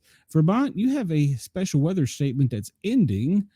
The flash flood warnings have now been issued for all of Virginia and a small craft advisory on the Chesapeake. And both of the Carolinas, Alabama, and Georgia have issued flood warnings. Let's go take a look at the current radar with the active warnings on screen with it. Let's go down here to Florida first, see where that little storm is right there with the special weather statement, pretty much Miami. It's a small cell, but it does have some electrical activity. Tallahassee, looks like most of yours is just rain, but that front coming out of the panhandle is going to cause some possible severe weather. So if you have a weather radio and have it on, Georgia has went ahead and issued a flood warning and flood advisory for South Georgia. Skipping up to the Carolinas, North and South Carolinas, there's some heavy rain, some heavy storms, flash flood warnings, severe thunderstorms warning. You're encouraged from the Carolinas all the way up through the Outer Banks of Delaware to have your weather radio on and be prepared to move to shelter for sudden storms. Zooming back in, we go up to the storm just to the west of Detroit. It is to the northwest of Detroit. It does have some activity to it, but it's a small cell, and it is moving to the north. We see here where they're talking about Dexter will just move out and pretty much be a storm as it goes out to sea. We don't see the other one on this map as well formed. And I don't think I have anything for Australia. There's some earthquakes. When was this one?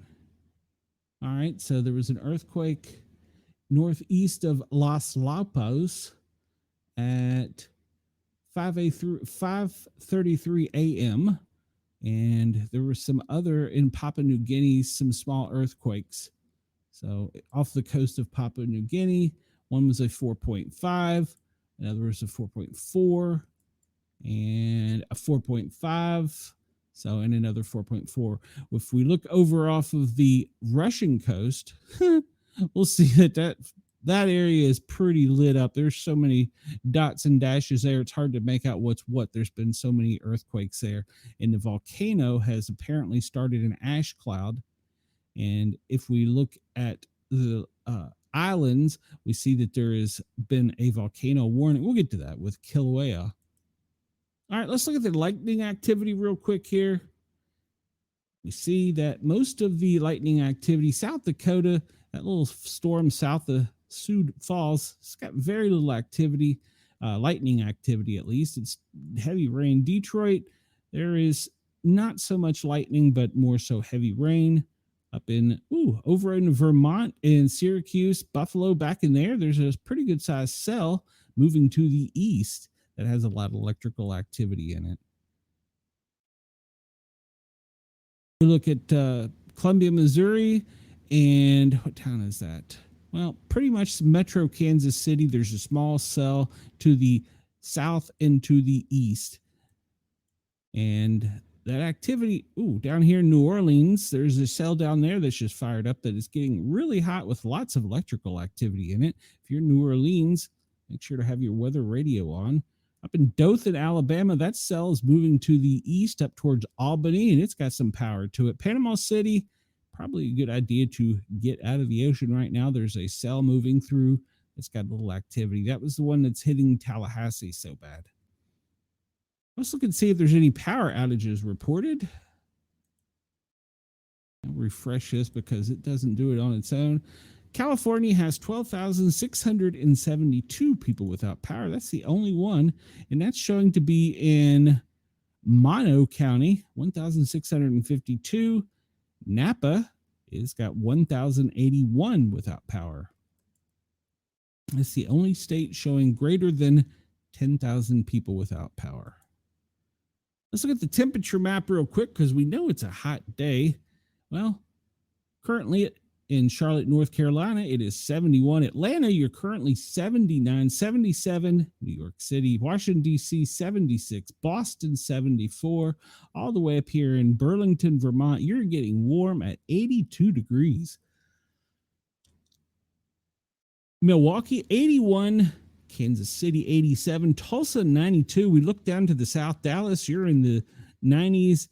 Amarillo, you're in the high 90s. Lubbock, you're in the high 90s. Odessa, you're in the high 90s. Back over in Phoenix, we have 109 degrees, with Las Vegas coming in closely at 102. Florida doesn't want to feel left out, so it is 94 degrees in Tampa, all the way down into the Keys, where it's in the 80s down in the Keys. We'll zoom out a little bit and go to our friends down under, and we'll look and see at current temperatures. And currently in Brisbane, it is 56, Sydney 55, Melbourne 41, Adelaide, it is 47, Perth 50, I always have a problem with this one. Canaveral is 59, Port Hedland 67, Broome 70, Darwin, you are currently at 68 with Alice Springs right in the middle at 50. So Adelaide 47 in case I missed you. The National Weather Service here is talking about heat.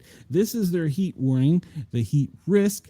See, most of the country, actually probably about 98% of the country, is a code yellow, which is minor. It says it primarily affects those who are sensitive to heat and without cooling or hydration. Look at Florida. Most of Florida is a code orange, which means it's a moderate condition. It affects those who are sensitive without proper cooling or hydration, and it's going to affect some healthcare people by being increasing the number of people ill. We go back over and we see all of New Mexico, most of Oklahoma, most of Colorado, except for the higher elevations, and all the way down into Southern California, Arizona, New Mexico. Parts of y'all are code red. That is a major heat warning. It affects anyone that doesn't have proper cooling or hydration, and you want to stay indoors, stay well hydrated, and stay cool. All right, let's take a look at the beautiful, round, perfect globe. This, in case you are new to the channel, is the AI-generated wind that is giving over the big, beautiful blue globe, and it shows the wind patterns currently. We can change this if we want to watch waves or tides, but on this map, it is showing mostly all the wind. We see Dexter up here spinning, where he's going to just continue going to the north, northeast, and fiddle out to nothing. We can't really see that front off of this. It's not very well formed off of the coast of Africa. That's going to continue over to the west. We drop down to Australia, not Antarctica, Australia. Look at current winds there. Well, it's pretty much a breezy day. Alice Springs is currently, well, you've got some moderate winds at around 22 kilometers right now. But most of those winds are moving to the west, northwest, and they're not as severe as those that are currently in Alice Springs. Like I said, it's about 26 kilometers right now. So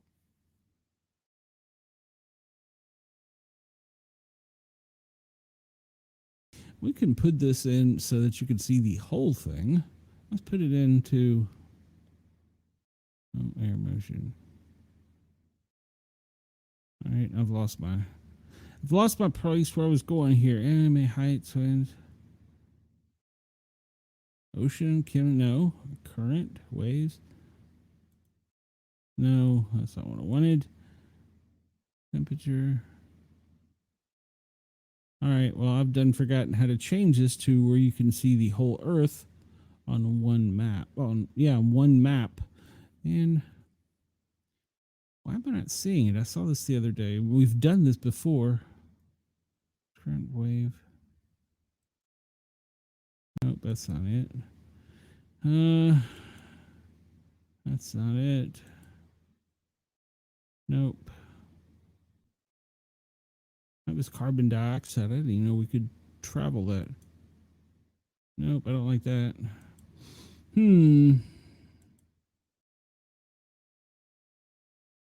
Oh, it's down here. There we go. Duh. A projection. Whew. You can move it around to see the whole Earth at once in multiple different ways, as you can see it in the globe. Or you can see it broken up into different shapes and to appear to the whole world at once. No, that's not the one I want. That's the one I want, right? Yeah, that's the one I want. And there you see, pretty much you can see the same thing. Here's the equator. And there's Dexter moving off to the northeast. And we see those fronts down here off of the coast of Africa. I'm sorry, off the coast of Australia with some slight winds. All right, let's get out of this map. So wasted too much time talking about it. All right, so we were talking about air quality earlier. This shows us the air quality currently. Well, Minneapolis, Chicago, where else? Over towards Detroit, Buffalo, you are right now code orange. So it's better than it has been, but it's not going to get much better. We're going to look at the fires here in a minute. That smoke's continuing down across the Great Lakes,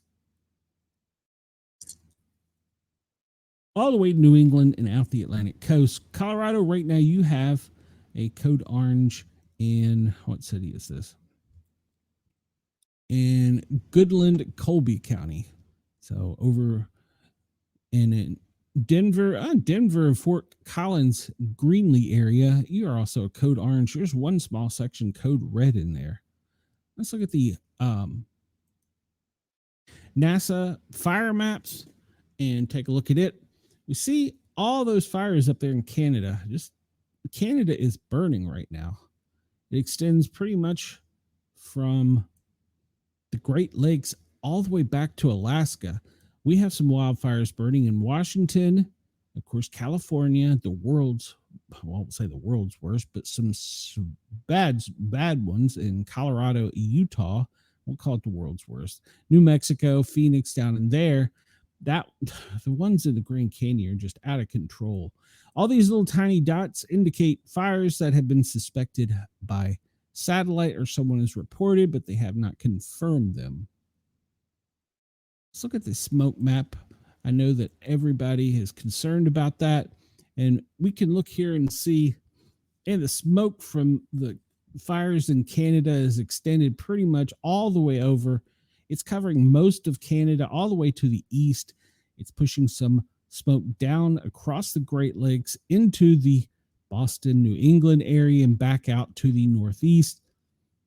And then the smoke from the fires in the United States, well, some of those fires, it's just sitting stagnant over Denver, the Four Corners area, and it's trying to push to the east, but it's not getting a lot of help right now from that front that's pushing down with the winds coming out of the north.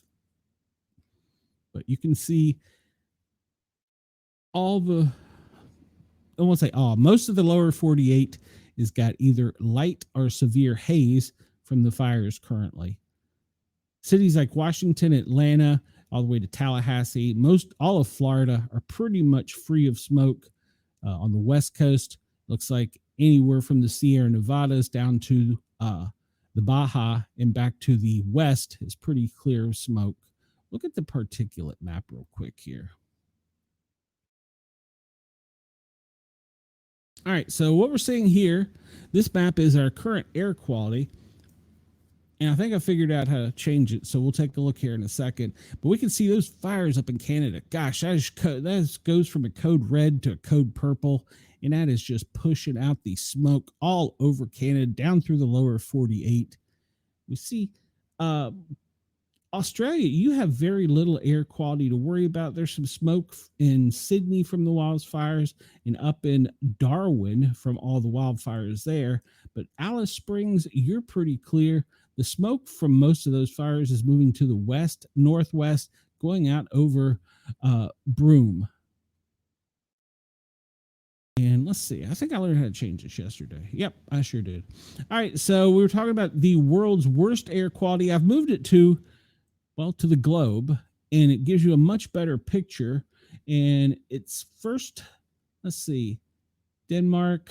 Let's see where the first United States city is. See full rankings. Worst cities currently with air quality. The first United States country is New York City. New York, you are 17 right now. Chicago, you are ranked number 20th. Detroit, 22. Los Angeles, 28.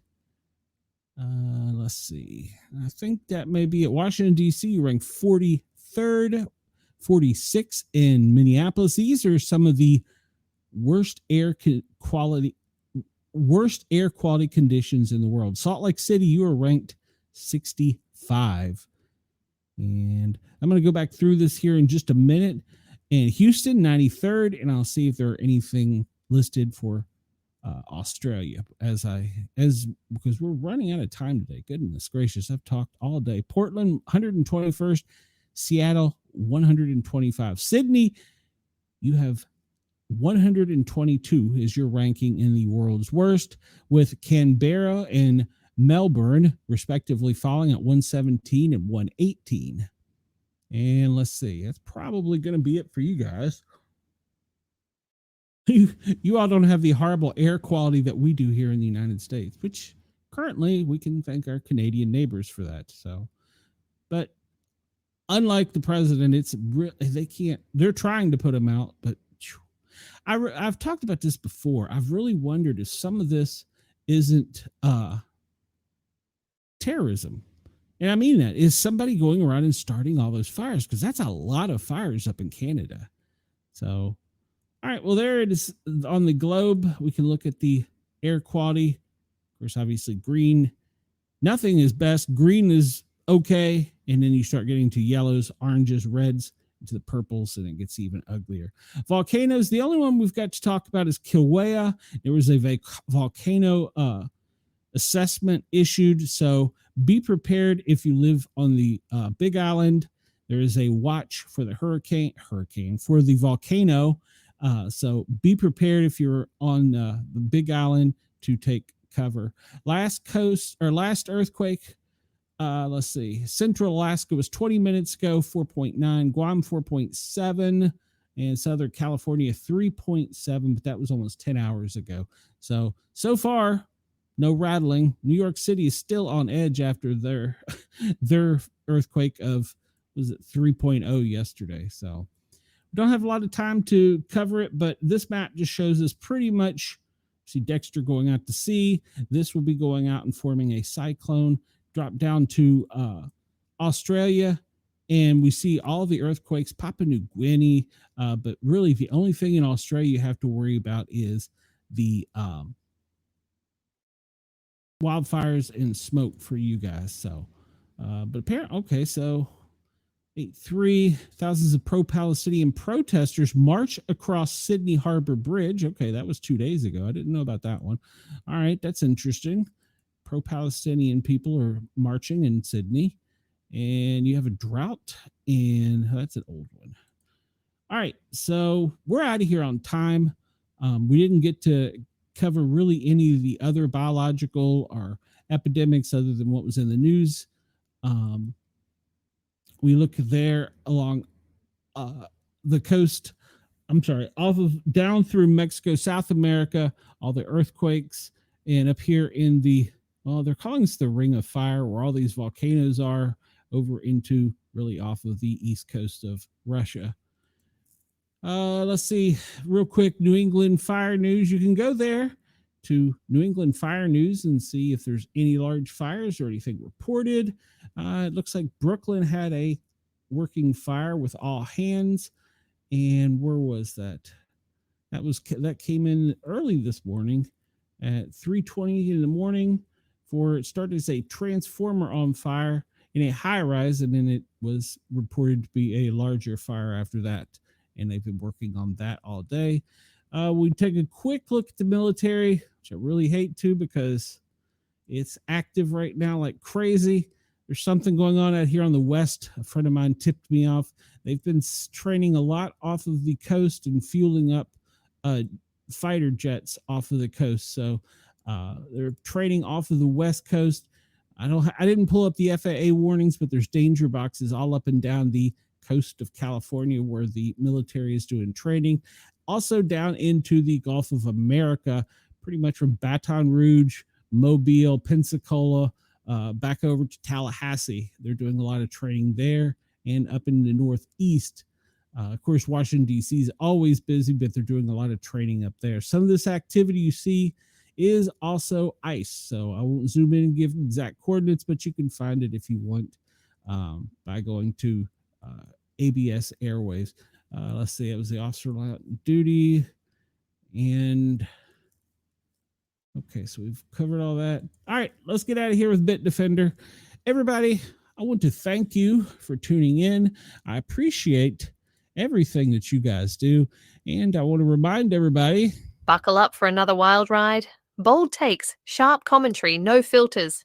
It's Sportcat's Daily Gazette, overnights, only on Dare Talk Radio. That's right. You can find Sportcat here. You can also find me. Hey, it's the Boss Jock Sportcat here. I want to remind everybody you can find me from noon to 1400. Make sure to check me out here on the Thin Line Rock Station. I hope to see you soon here on the radio. There you go. There's a promo from Radio X Dare Talk. I got a couple others I'll play, and the other promo was from the Thin Line Rock Station, where I do lunch Tuesdays and Thursdays from noon to 1400 in a pre-recorded episode. I want to thank Radio X and Dare Talk Radio for allowing me to tickle your ears, as well as Yerg's Radio, Mastiff Media. Everybody have a great day. We're going to go out of here looking at the cyber attacks, and as always, the ones coming over to the U.S. are in red. Most of them look to be coming from Asia. All the yellows are infections. So be careful with the emails you open, or don't click any links. Just don't click any links. I had a friend that responded to a text, and, well, then his information was put on the dark web. So everybody have a great day. Thank you, everybody. And Brenda says she's coming to get me later. Okay, well, come on over, Brenda. You can know where to find me. Everybody have a great day. We will talk to you tomorrow. Make sure tonight to tune in at 9 p.m. Eastern. I'm not sure what time will be for you guys, but I will have my Paranormal show. I have two authors. One is they're both Canadian, but one is a Canadian Chinese author, and she's written books in 2 languages. So I'm looking forward to interviewing her. And then Doug, well, he's following up and going to talk about his time in a Texas prison, and now he is a counselor and psychologist. So he's got lots of great advice. Everybody take care. I'm out of here. I'm running over on time. Dare Talk Radio, Yerg's Radio, Massive Media. Thank you. Everybody remember to please hit that thumbs up button. Please like me. Please like me. Please subscribe. And I will see you soon. Sportcat is out.